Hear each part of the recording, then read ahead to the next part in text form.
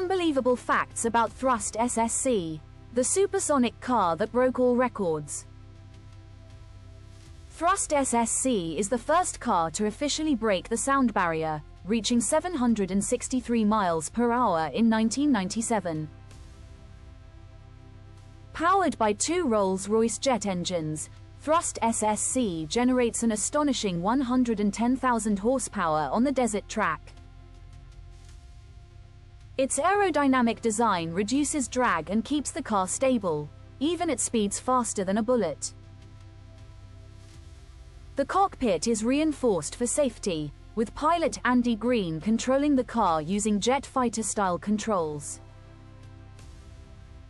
Built with advanced materials, Thrust SSC's construction ensures it withstands intense forces during supersonic runs. Like and follow for more amazing engineering feats that push the limits of what's possible.